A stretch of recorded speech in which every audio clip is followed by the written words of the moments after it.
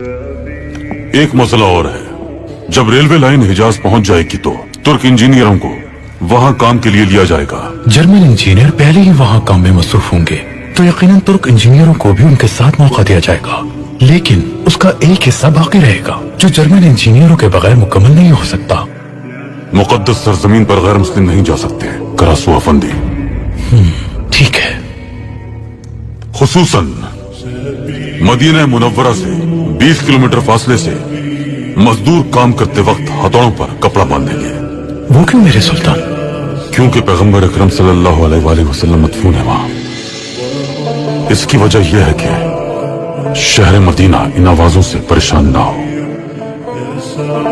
یا اللہ اپنے خادم عبدالحمید پر رحم فرما، جو پیغمبر اکرم سے بے لوث محبت کرتا ہے، اس کی مشکل حل کر دے۔